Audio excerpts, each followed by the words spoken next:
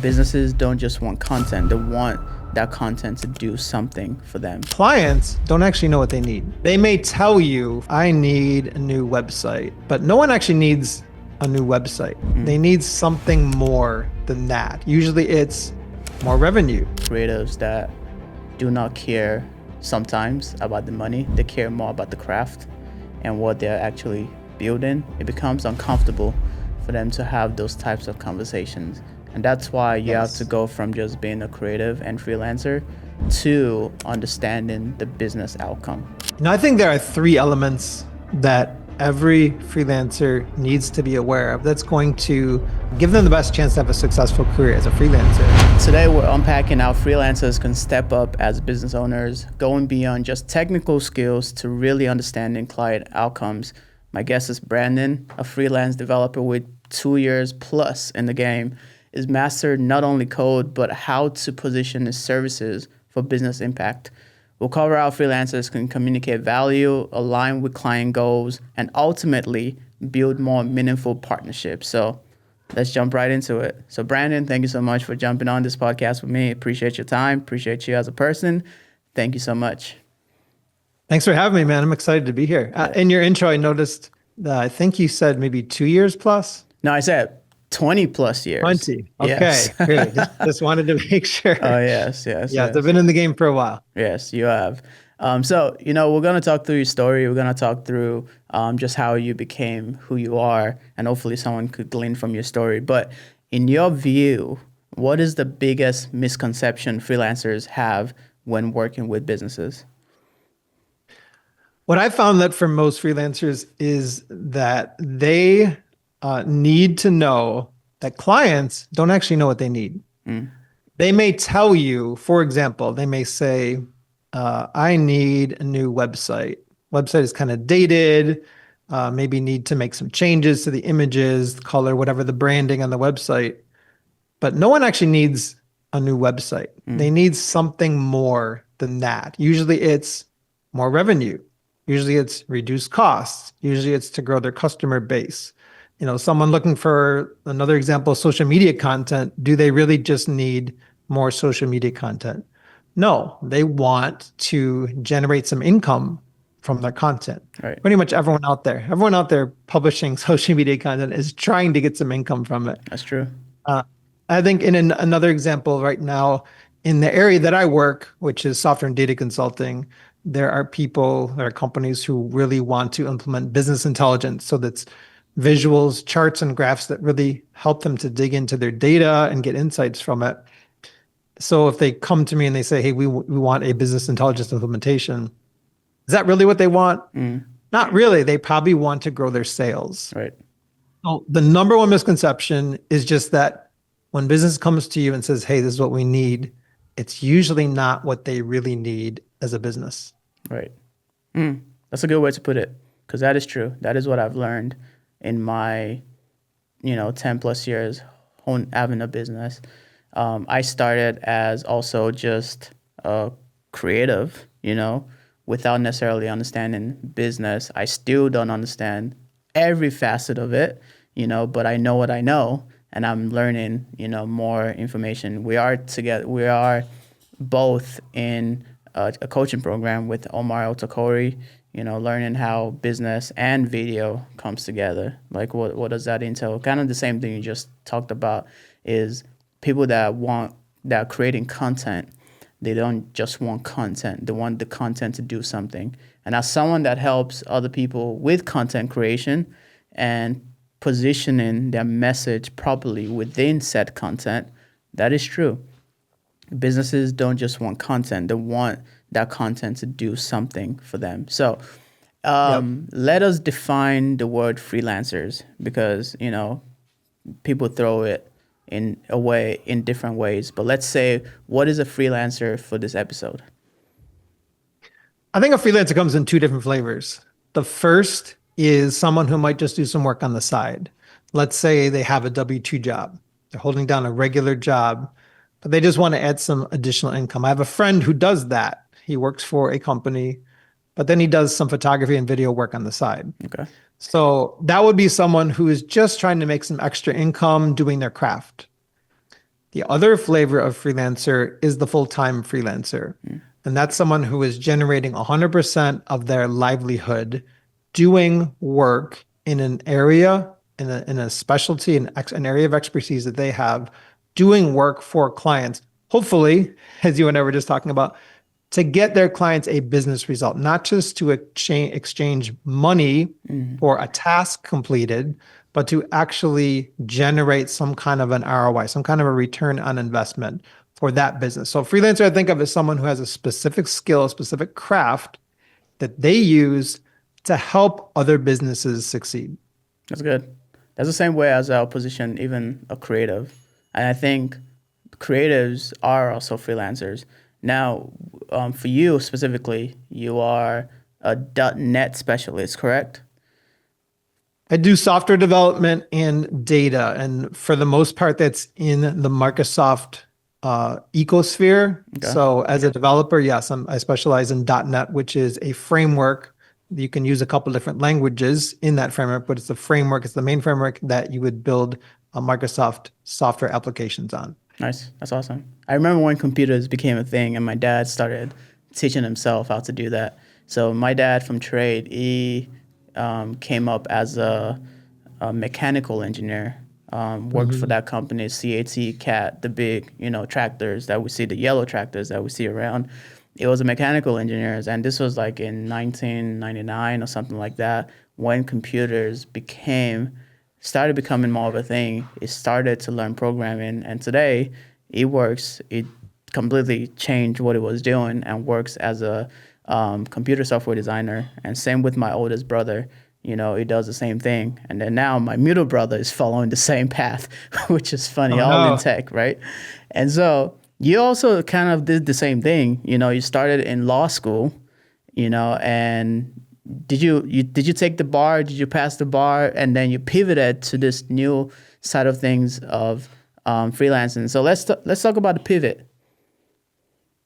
I did. I was in law school for 3 years, and then it took me another year to get through the bar exam because I failed it the first time. Okay. But yeah, I was in law school. I was in my third year, and throughout law school, we were assigned mentors. So each law student had a professor who was a mentor.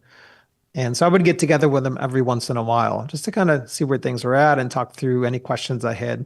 The one that I had was what they would call an adjunct professor. So he taught courses in the law school, but he also actually worked as an attorney out in the field.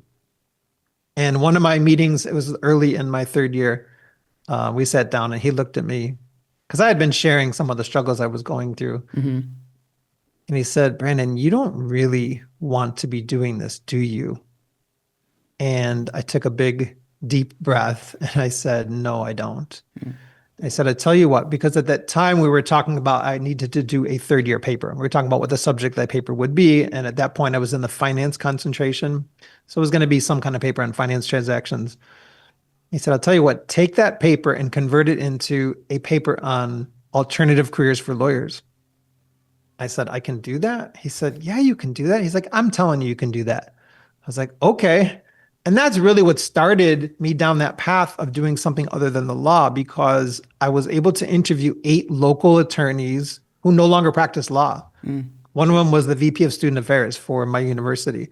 One of them was the head of PR for the FBI in Buffalo. One of them was a financial planner. One of them was someone who worked in development for a university.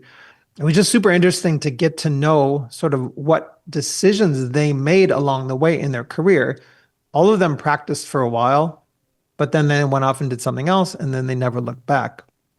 So once I started understanding that I don't necessarily, just because I have a law degree, I don't necessarily have to spend my whole life practicing law. That just helped open my mind. I also read probably a half dozen books on the subject of career search. And that was something that really helped me to dig deep into what was it that I really wanted out of my career? What was it that was going to lead me to fulfillment? And what I learned is that different people have different desires for their jobs. Some people really want to love what they do for work. That's me. That's what I identify most with, is like, I need to love what I'm doing for work. Otherwise, I'm going to be miserable. Some people don't care that much about what they do for work. They just want to make sure they have a certain income so that that can fund their outside of work life, maybe going on vacations with their family or giving to their church or pursuing certain hobbies. And there were many different sort of flavors of people's personalities that made one or another job a good fit. So once I realized that it was really important to me what I did for a living, Yeah. that started me down the path of I am not going to be happy being a lawyer. And just to mention as well, I had some experience in law school. I clerked in a law firm, and clerking in a law firm is the closest thing you can do to practicing law without actually being an attorney because you can't practice law until you're actually licensed. You have to do everything under the guidance of an attorney in the firm. And so I had some experience what it would kind of be like to be a lawyer, and that was just as miserable as law school to me. Mm. So I was pretty convinced by that third year that I really didn't want to do this for a living. But reading those books and talking with those attorneys helped me again to tap into what was it that I really, really wanted to do. Yeah. And that took me down the path where I eventually stumbled across web development at the time because I was studying for the bar exam the second time. And I'd played college tennis and I'd worked in a tennis shop there was a local tennis shop. So I worked there and they needed a website. This is the time when websites were first kind of coming onto the scene and they wanted to start growing their business. And I just loved them as a family. It was a mom and pop shop. I Mm. really loved them. I loved tennis. So I was like, let me just do this for free. I did it as a passion project. But once I got that taste of doing that kind of creative work, because I did everything, I did all the graphics, just everything from scratch, like hand coded the whole thing. Ah. I enjoyed that so much. It's like, man, if I could do this for a living, this would be amazing. Mm. So once I had that experience, once I had that taste of doing something that really lit me up inside, Mhm. and what I had discovered during that time was that I need to create. In my heart, I'm a maker. I will always be someone who feels like what I do in creating is what really animates me. Mm. And so I like kind of bringing everything back to scripture too. So there's a scripture in Ecclesiastes, both 2 and 3, where it talks about, where Solomon is talking. Solomon's kind of reflecting on life a little bit, Mhm. and he's saying how good it is to enjoy, how important it is to enjoy and find fulfillment in our labor, because that is something that's really a gift from God. Right. And when I read scriptures like that, it just reinforces that it is important to maybe we don't have to fall in love with what we do, but to find fulfillment. Mm. It talks specifically about finding enjoyment, finding fulfillment in the toil that we do. And unless you're independently wealthy, we're all going to be working for a living. Right. So how important it is to find something that aligns with your God-given abilities. And I believe that, it does say that that's a gift from God. I believe everyone can find that is that perfect meshing of the abilities you've been given and a certain job or profession that you can pursue. I believe everyone has specific gifts and abilities that will plug into a profession and they're going to find satisfaction, fulfillment, and they're going to do great work, Mhm. whether it's for their employee or for clients or whatever. Mm. That's awesome. I love that story. And I'm glad that you actually bring that up because there are people out there that say, don't build business out of your passion, right? And to a Mm, point, I agree, because if it's just about your passion, then it's just about you. But I believe that business is built out of number one, what God gives you to do. Like, what is God giving you to do? That's what you should build your business on because that's the best way that you'll learn how to serve other people. And then number two, it should be something that you're passionate about, because if you're not passionate about it, you're not going to remain there. true. What is driving you to do said thing. And also, I think it should be part of your lived experiences. What are some of the things that you've actually experienced in life? And number four, it should be something that you're actually good at that people are going to pay you for. Right. you know Absolutely. and so that's this framework that I've come, like if you're trying to find your purpose or find something that you're supposed to do and build, I believe it should be wrapped up in those 4 or 5 things. What are you good at? What will people pay you for? What are you passionate about? What has God given you to carry and to do? And I believe everyone is a creative to some degree. Now, people know about it. Some people know about it, like those that have creative businesses, and some people don't know about it, like accountants that are crunching numbers, but they crunch numbers in a creative way that we can't do, you know? And so, as you went on in your life, what was the biggest thing that you took away from pivoting from law to where you are now? I think it's really that what I had shared, that everyone has a specific set of talents and abilities that they can plug in to a particular profession, a Mm, particular craft, a particular, job. And that, I think having that conviction inside of me helps me then, because everyone goes through some struggles in life. And right. a lot of times you can hit a wall in your career or frustration, or maybe just end up in a job that's not cut out for you. So it gives me that ability then to encourage those people, and even through my story, to help them to see like there is a way. Because I started in electrical engineering, then I went to English, then I went to law school, and then I went into software development. And there's not really a through line. I mean, there are engineers who do some computer science, but I Mm, hadn't gotten that far. I only went 5 semesters in, so we hadn't even gotten to any of that yet. So when you search, I believe that if you really put your heart into it, you can find a thing. And I think what it really is it's an exercise in humility mm, and honesty. When I was in law school, what I wanted to do, because I'd kind of grown up on those 90s movies, those 90s lawyer movies. My favorite was The Firm with Tom Cruise. right. And it's this very dramatic portrayal of this character who, like all great Hollywood movies, at the end of the day, they, they kind of have the win and they ride off into the sunset, Mm, sometimes with the girl.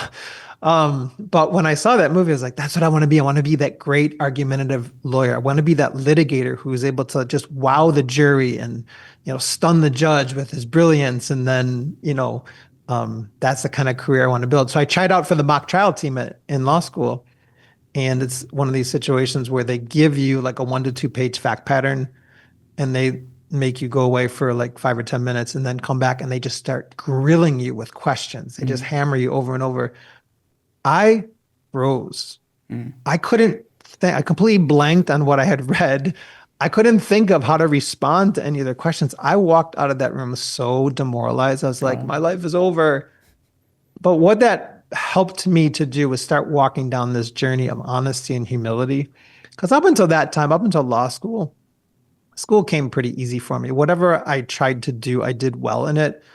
But law school was hard. And that, I will never forget that day walking out of that room and just feeling like, oh my gosh, did I make the biggest mistake in my life going to law school? So the insight that I take away from all of that is there is that journey that mm, we each have to go through, is, being honest about what we're good at, being honest about what really lights us up, what we really wanted, what's going to bring us fulfillment. And I think the humility to accept that, right. because I'm someone who wants to accomplish. A lot of people like to just have this vision for their life and really go after it. And maybe to your point earlier, people say, don't just pursue your passion. I agree that if I had pursued my passion, if I had pursued the thing that I really wanted to do in my life, it would have been play tennis professionally. I didn't have anywhere near the talent it took Yeah, to do that. So it would have been a miserable failure, right? right, So there is that balance of right. humility and honesty, but also, yeah, the thing that really lights you up, the thing that really animates you. Mm, that's really good. I love that breakdown. And you've been able to successfully do what you're doing now, for 20 plus years. And one of the things that you've been able to do is, or one of the things you're wanting to do and build as well, is help other freelancers, to get to that point. And so you've developed some frameworks, for freelancers on how to go from a new freelancer to potentially being successful 20 plus years down the line. So, what are some of those steps that you took from just being a freelancer to a successful consultant? I think there are 3 elements that every freelancer needs to be aware of that's going to give them the best chance to have a successful career as a freelancer. And it's just 3 simple things. The first is proof. I can kind of break these down. Mm-hmm. Proof. Second one is the promise. And the third is people. When it comes to proof, what you need to be able to do as a freelancer is you need to be able to show what you can do. No one is going to hire you just because you say you can do something. They want to actually see that you can do it. Part of it is, what is it that you're proficient in? What is it that you're good at? What skills do you have to offer? So, as part of the proof, you need to actually have something that you're starting with. You need also to have some kind of a portfolio, somewhere where people can see your work. That might be on social media. You might like to post stuff on social media. You might have a website. You might have, there's a, I don't know if people actually go to this website anymore, but there was this website called Dribble, spelled with three B's. Uh, And I remember going on there one time. I remember seeing truly impressive work done by various graphic artists and other kind of creatives, somewhere where people can see what you actually do. And I think also, as part of that proof, you want to have proponents.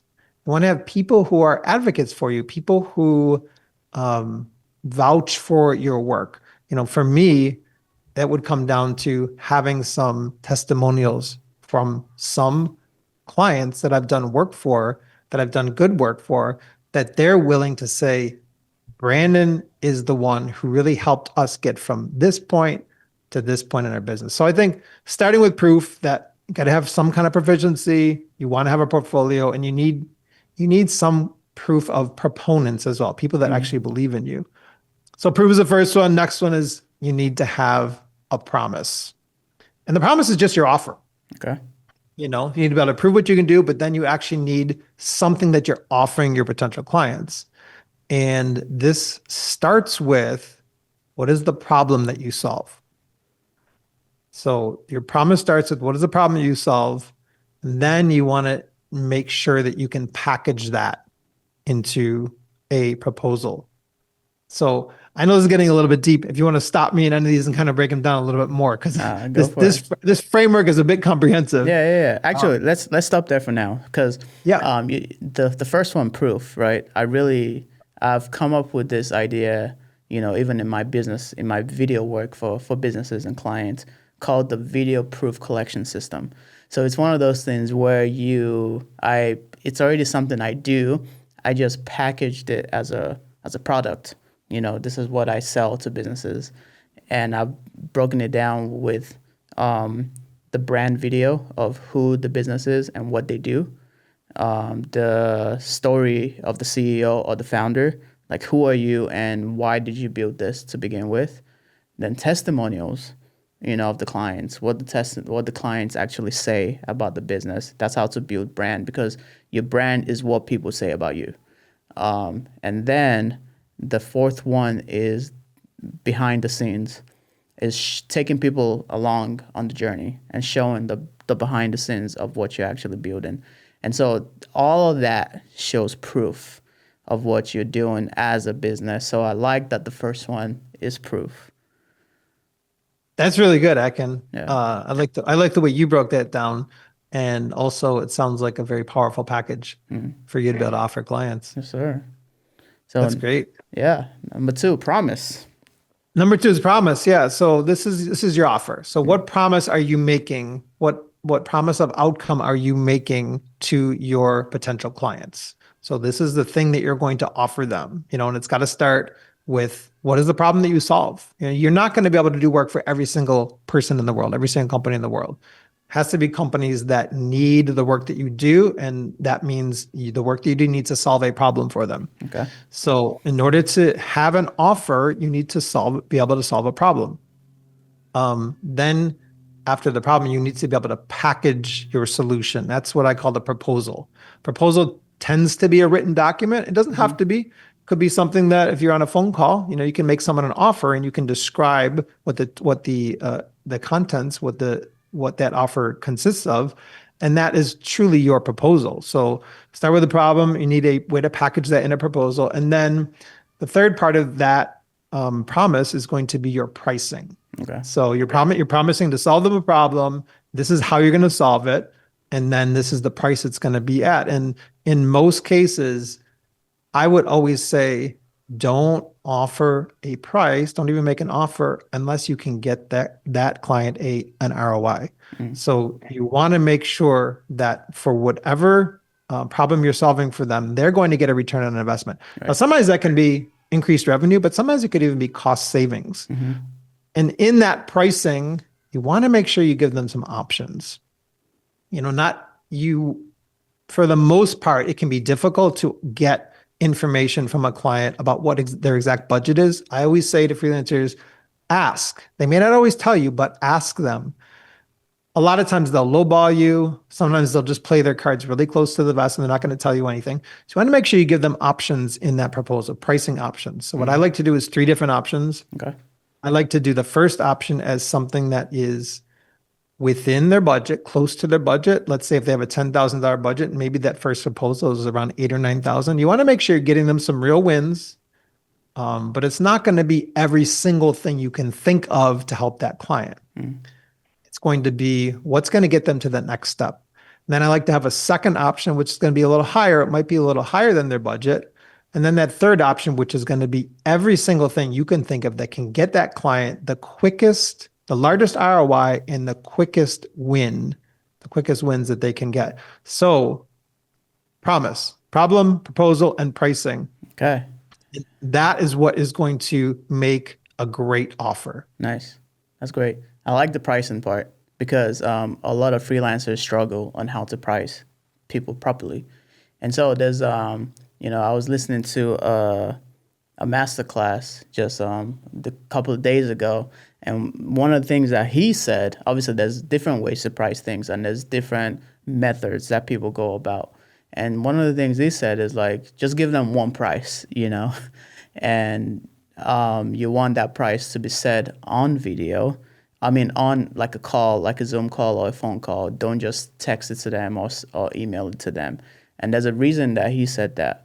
But for you, you're breaking it into three different packages for them. One that is close to their budget, second one that is out of their budget, and the third one that promises everything that you want, but the quickest and fastest way for them to actually get that ROI. So I like that because I also saw that type of pricing model. How did you come down to that being the way you wanted to price your work?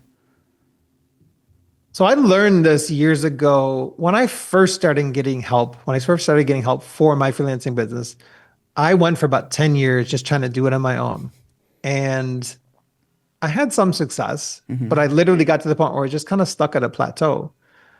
And so I hired someone to coach me, and I bought some of the materials, and I learned about this tiered pricing model and this concept of price anchoring. So, for example, you can go to a watch store and they can show you the several $1,000 watch. In fact, if they do that first, they're smart. Mm, Now, maybe you're not going to walk out of the store with the $5,000 watch, but I tell you what, when you then look at the $500 watch, phew, that looks pretty cheap. right. And you're more likely than not to walk out of that store with a watch than if they had just shown you either just the $500 watch, because maybe you only came in thinking you're going to spend 300. Mm-hmm. So if they just show you the 500, you might be like, I think I'm just going to go somewhere else. And Right. that's the biggest thing about giving your potential client options. You don't want them to choose between you and someone else. And that's often what happens when you give someone one price, they're going to choose between you and someone else Mm-hmm. versus giving them three different options. Now they can choose one of those options from you. And that price anchoring is psychology, it's buyer psychology, Mm-hmm. but it is very powerful. And a lot of times it helps kind of like maybe shake the client into reality about, okay, there's a scale here. And I can see, maybe the top tier, maybe if you had an $8,000, maybe the next one is like 12 or 15, maybe that top tier is like 50 grand. They're going to see like, okay, this is kind of what's out there in the market. Mm-hmm. And I can see the benefit of this, but we really don't have the budget for that right now. So maybe we're going to slide into that, $15,000 range, which if we had the money, we would definitely go for the top level. But this is something that just makes it feel more reasonable. Right. But you're also showing the difference in scope, because What I believe for that third tier, you should be bringing everything that you know, everything you can think of that would help that client, everything that they never thought of in solving their problem because you're the expert, because you have the experience in working in this particular domain. You're going to bring that to the table in that third option. Mm, And sometimes that opens their eyes. Sometimes, though, I've had this happen. The client even goes for that third option. mm, So as a freelancer, then you can ask yourself, okay, if I'm not giving them these three options, how much money am I leaving on the table? nice. That's good. I like it. I'm gonna put myself out there for a little bit. So the offer that I told you about with the videos for the proof, right? Without giving you any context at all on how I price, I want you, based on what I told you about the package and the offer, what is a good pricing system that I could either for recurring, like 6 months out of recurring, or a one-time fee, just once. How would you price that based on, even as a business owner, if you were to hire someone, like what is that worth to you? The where I start with all of this stuff is what, who is the client? So in your case, who would be your ideal client? My ideal clients are business owners, that not small businesses, people that are either in the multi six figures or seven figure, that actually have the budget for something like that. Okay. So these are like mom and pop type shops. They are in the dental space, medical space, maybe lawyers, accountants, so those types of services. Okay. Do you know what, do you know where they're at currently with their revenue? With their revenue, um, I mean, it's going to depend, right? right. Each of those clients is going to be different, but just as a question Mm-hmm. for you to ask them, do Yeah. you understand where they are with their revenue and where they want to get to? Let's say a dentist office is bringing in, I don't know, maybe they're bringing $2 million a year Mm-hmm. and they want to get to $3 million. Now you understand where they're trying to move to, and you can understand what would it be worth for them to invest to get from 2 million to 3 million. Would they be willing to invest 100 grand? Mm-hmm. I mean, would you be willing to invest 100 grand to get $1 million back? Right. Absolutely. Right? How often would you do that? Yeah. Every time. Every time, Mm-hmm. right? So I think it's really understanding where the client is at, and this is where it can get uncomfortable, right? Mm-hmm. Asking them about their budget, asking them about, their current finances.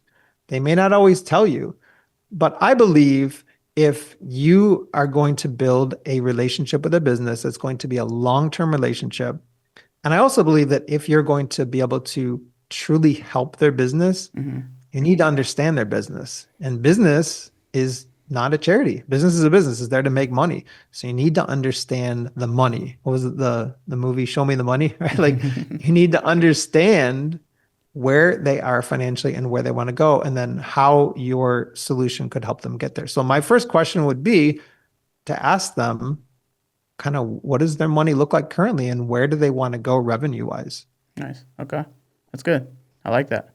And I think those are like especially creatives that do not care sometimes about the money. They care more about the craft and what they're actually building. It becomes uncomfortable for them to have those types of conversations. And that's why you have to Yes. go from just being a creative and freelancer to understanding the business outcome. So now that you've had 20 plus years in the field, what's one key thing you've learned about delivering real business outcomes?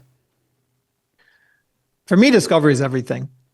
That period of time that you spend in between when you meet the client and then you actually get to that point of delivering a proposal to them, there's that period of time where you're getting to know them and having specific discovery sessions where you are asking questions.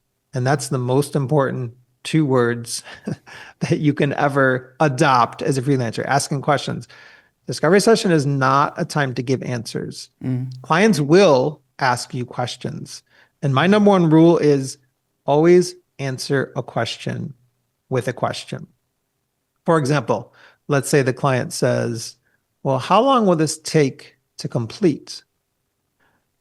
And your response to them would be, do you have any projects or do you have any resources that are going to be held up until this project completes? So you're asking a question that gets you deeper into sort of the inner workings of their business and what their real concerns are. Maybe they have limited staff and they're going to need to assign maybe a couple of resources to this particular project to assist you, to respond to your requests or whatever. That will impact their business. Right. And if they're asking, if they're asking you how long will this project take, that there are concerns that they have, and you just want to bring those to the surface. So the discovery process is everything because it's going to allow you to, what we talked about before, is understand what's really happening in their business, what's really going on. Going back to the law school, the one thing they taught us is that the most important thing as an attorney is that you learn how to ask the right questions. Why is that? Well, because you need to be prepared. For example, let's say you were doing criminal defense. You need to be able to anticipate every single question that's going to come up from the prosecution, so you have a prepared answer. Right. If not, you're not going to do the best job in representing your client. In the same way, if you don't have all of the questions ready to ask your potential client, and if you're not asking the right questions, you're not going to know enough about their business to really give them a solution that's going to benefit them, to really advise them. You want to think of become like a lawyer is. You want to be an advocate for their business. So the number one thing is the discovery is everything. And that's where you're going to dig, and that's where you're going to ask all the questions and really get to know them, really get to know their business, really get to know their biggest pain points, their biggest challenges in running their business. Nice. I like it. Ask more questions. Myron Golden, I don't know if you know who he is, but you probably, you do. Myron Golden, it says this thing, the answers are in the questions. Yes. So the answers that seek are in the questions that you need to ask. Yeah. And agree 100%. Yes. And so, you've been doing this for a while. So let's give a real life example. You don't have to say the name of the company. You don't have to say names or anything like that. But like a specific company that you help deliver a specific outcome that they needed. Years ago, I was approached by a local credit union. They're the largest in the area. And they came to me and they said, hey, we need to redesign our website. It's kind of old, a little bit dated. We just want to make sure that we are representing ourselves as well as we can. And ours is just not cutting it. So I looked at it and I agreed it was a bit dated. But I said to them still, why do you want a new website? And they kind of came back to the same thing. So it just doesn't look great, doesn't represent us well. The colors are off, they don't really represent our branding or whatever. And that's where I started digging in to their actual business. So a credit union is a not-for-profit. It's a particular kind of not-for-profit.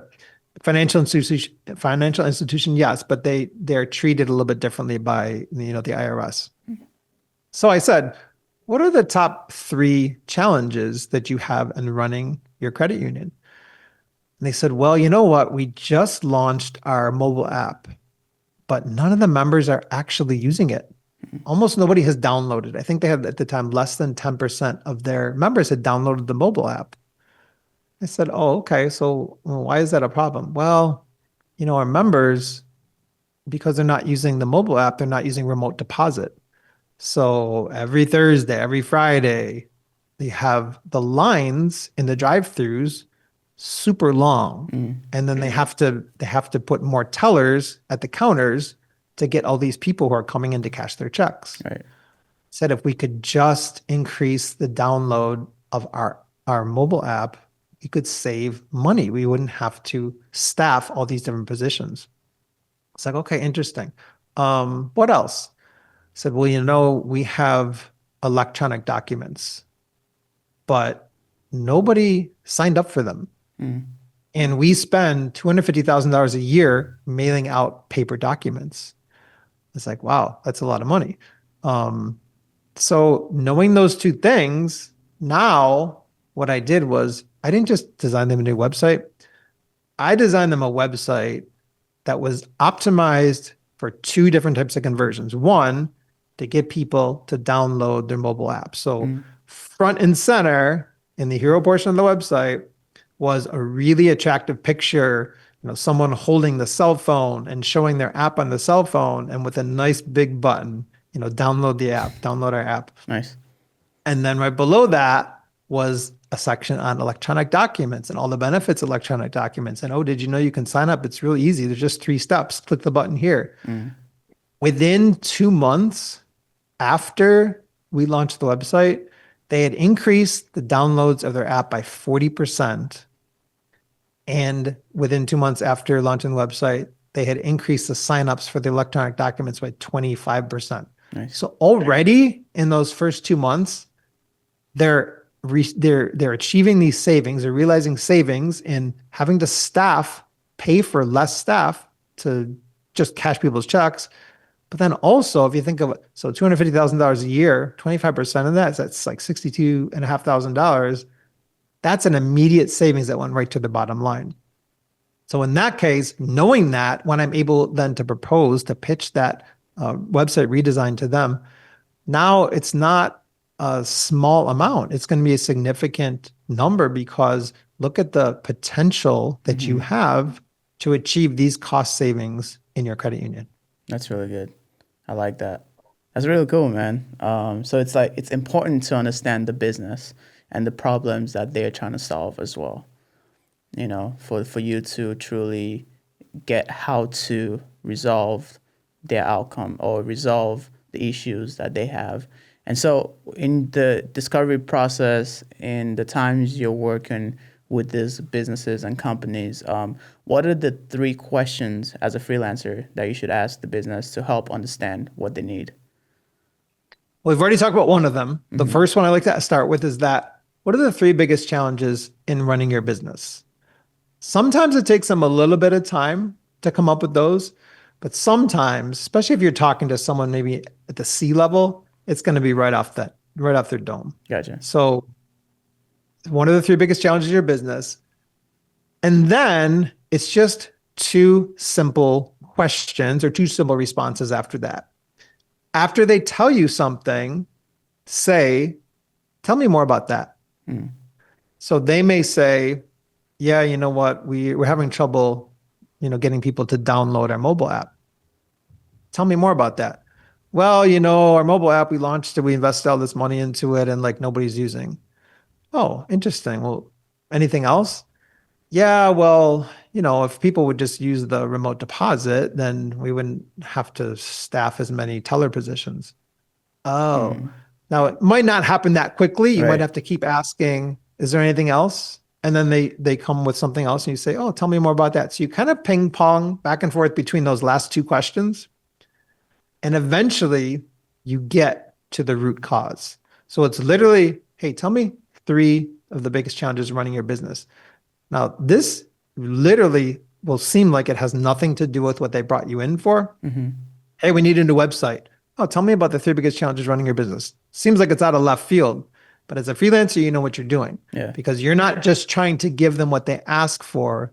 You're trying to deliver something that their business truly needs and will truly gain either bottom line profit or bottom line revenue or cost savings from. Nice. That's good. So I like those. What are the 3 biggest problems that you have as a business? That's really good. For you to know as a freelancer that is helping them potentially make more money. So most of the time, as a creative or the freelancer, you get left with the short hand of the stick because you make them more money or something else, or reduce cost in this case. From hiring more tellers, they're saving more money. From there. So as freelancers, creatives that they find it difficult sometimes to have these types of conversations. Who do they need to become, or like how should they structure themselves, position themselves to really be seen as a partner and not just a contractor with these businesses? I'm going to bring this back to scripture. There's a scripture in Philippians chapter 2. It's verse 20. It's where Paul is talking about, he's basically talking, he's writing a letter to the Philippian church, and he's talking to them about Timothy. Mm, And he says about Timothy, he said, I don't have anyone like him. There's no one I know who takes such genuine interest in you. And that, Timothy to him was someone who really stuck out. He said, I have no one else like him. He really stood out as this one guy who took genuine interest. And I believe if you have that same attitude with your clients, you're going to be someone who really stands out to them as an advocate, as a partner, as someone who is a trusted guide, as someone who they can rely on. Because, one of the ways that manifests in a client relationship is going back to that discussion we had about getting them an ROI.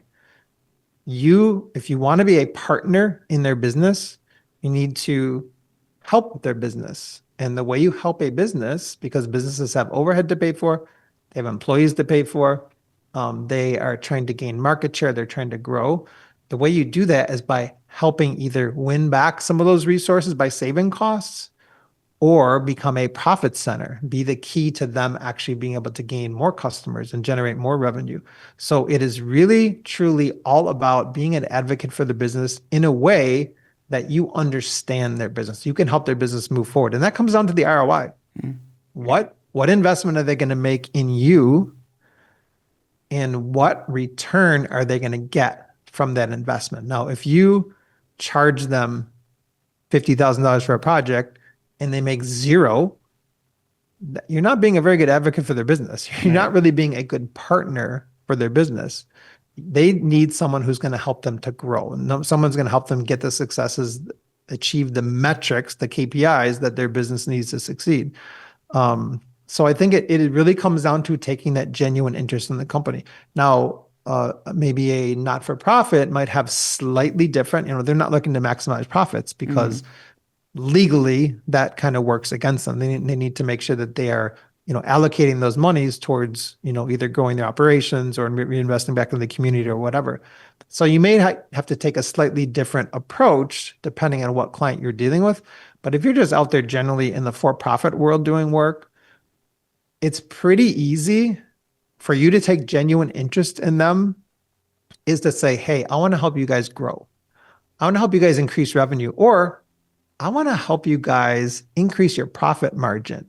You have this system in place that is either outdated or old or has a lot of overhead, or maybe it's just expensive. Maybe it's expensive subscription, or maybe, in my case, I deal with companies who maybe are migrating from on-premises, web servers and database servers into cloud.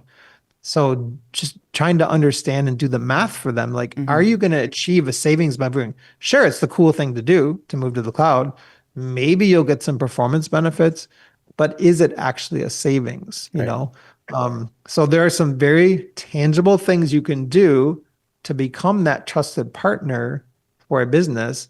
And in the for-profit world, it's almost always going to come down to increasing their revenue, increasing their customer base, maybe saving them costs. On maybe like on a not-for-profit side, it could be something like saving costs, but a lot of times it's going to be how can you help them fundraise better? What are some things you can do to help them grow the inflows from the community that's around them, because they're going to be supported by grants, they're going to be supported by donations, they're going to be supported in some cases by government funding. Mm-hmm. So really understanding, again, it kind of goes back to the same thing, like understanding their business, but then what are you doing to actually help them achieve those business or organizational outcomes? Nice. That's good. Um, Going back to Paul and Timothy, I love First and Second Timothy. It actually had a huge impact on my life in Mm. my early 20s. Just to find like a mentor, like Timothy, like Paul was to Timothy, and Timothy trusted Paul as well as Paul trusted Timothy, because Paul sent Timothy out, into the Mhm. field, like, you know, I'm going to give you these churches, to go talk to because I trust you.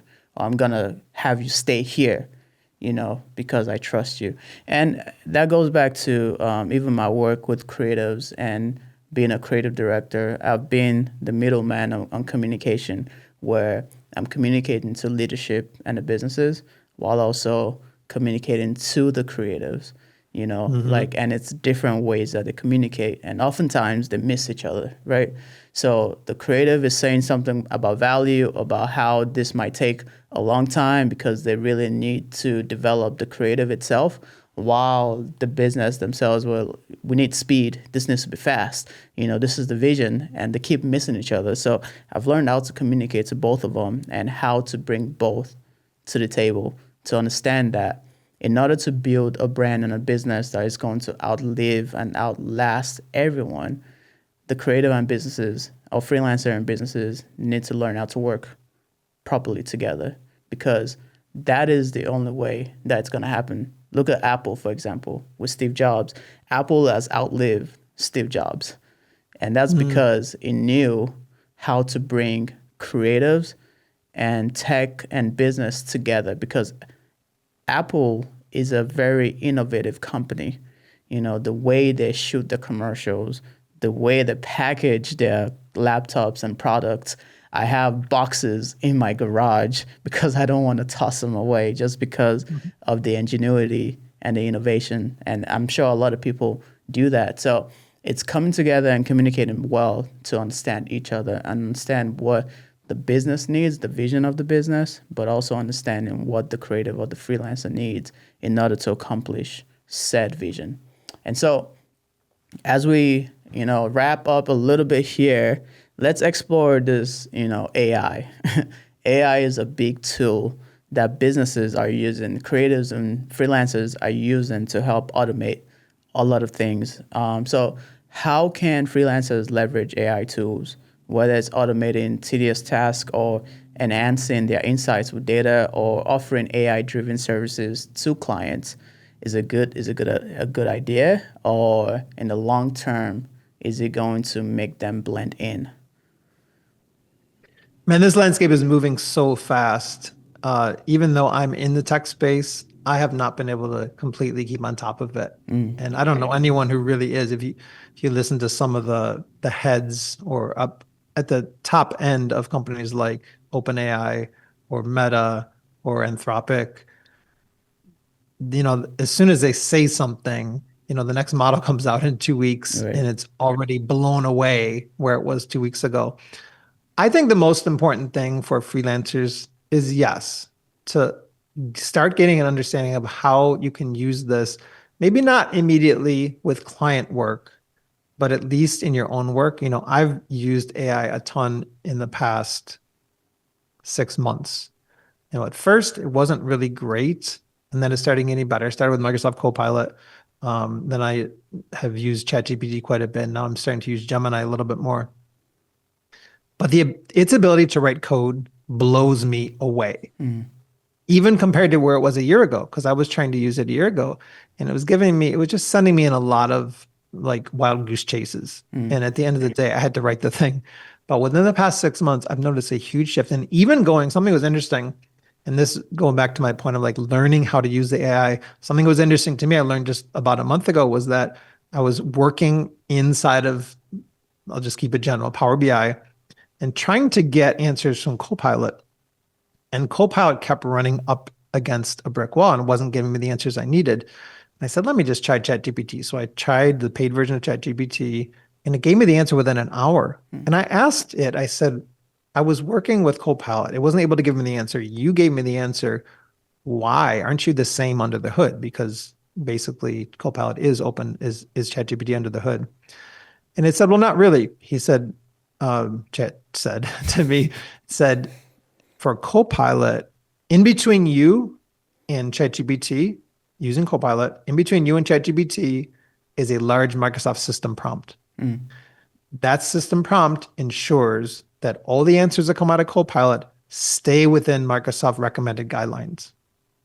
The answer that ChatGPT gave me for this Power BI solution was a little bit outside the box thinking. It worked, and it saved literally on a 3-month project. It would have taken me 4 months without ChatGPT. So the benefits are huge in using it. But there's nuance to it, and also just that basic knowledge of some models will be better than others. All right. Another example, yesterday I was working with Gemini on something completely different, so on developing marketing copy for a landing page. And I asked it to had it generate an image for me and asked it to revise this image. It's basically it's kind of a schematic for a data pipeline. And it said, "I'm sorry, I can't do that." Mm. I said, "Why?" It's using that Nano Banana, one of the most powerful, image generators on the market. And I asked myself, "Why can't it do that?" And I wasn't just going to ask it again because it's going to be the same response. So I asked the question a little different way. I said, "Okay, if you can't generate the image with the edits that I specified, how about this? Knowing the context that I've given you, can you just try generating the image again from scratch?" It generated the image with the exact edits that I asked for in the last prompt that it told me Yes. it couldn't do.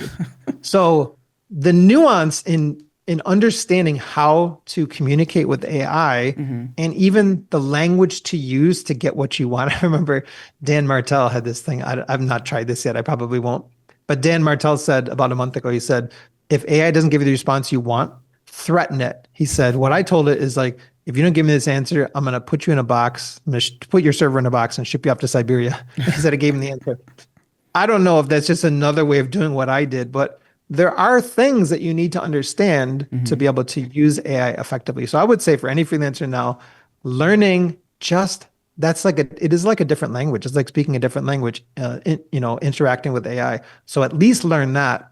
And then if it does apply in your particular craft, learn how to use it for that. As far as like doing direct client work, with it, obviously you need to be careful, Yeah.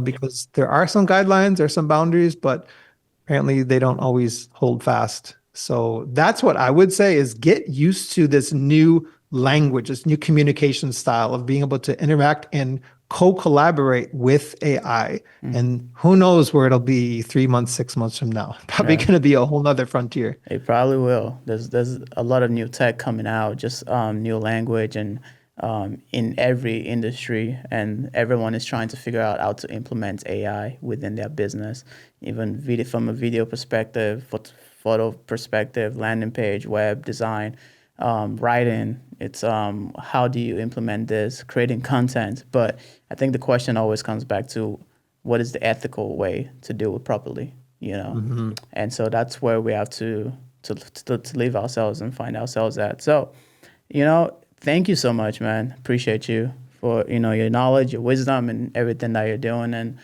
thank you for blessing us. And I pray for you that God blesses you and your business and everything that you have going on.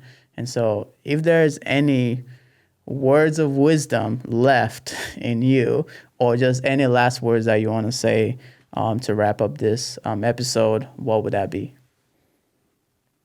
When I think of freelancing, it is my livelihood. It's the work that I do. And the scripture that always comes to mind is Colossians 3:23. And what that says in summary, it says, whatever you do, work at it with all your heart. Because at the end of the day, you're really serving Jesus. Mm. And I need that to be my conviction, because when you're tired and you feel like you might want to cut some corners, or maybe you're having a frustrated or bad day, or there's just so many ways as humans we can just kind of give in, to compromise. When I think about the work that I'm doing, whether it's for clients or whatever, as no, I'm really doing this for God, that helps me to have clarity. First of all, that I need to be excellent. Second of all, that I can never cut corners. And thirdly, that there is a bigger purpose to my work other than just a paycheck. Mm. It is one of the things I do in life that can actually honor God. Yeah. So I think that's the thing that I would want anyone to walk away with, is that whatever you do in life, there's a bigger purpose. Yes, you got to put food on the table. Yes, you got to pay your rent and take care of your bills. But biblically speaking, there's a much deeper reason for the work that we do, whether you're taking, from Ecclesiastes, Solomon's perspective on it, or even just here, Paul talking about whatever you do, just do it with all your heart, because what you're really serving God when you do work. That's good. That's a mic drop moment. No, that's really good. I love that. And that's how we're going to wrap this episode. So thank you for your time. Appreciate you. Leave a comment. Share this with a freelancer or creative that needs to understand and just learn some of the tips and things that Brandon dropped in this episode. And yeah, until next time, see you. Peace. Appreciate you, bro. Appreciate you.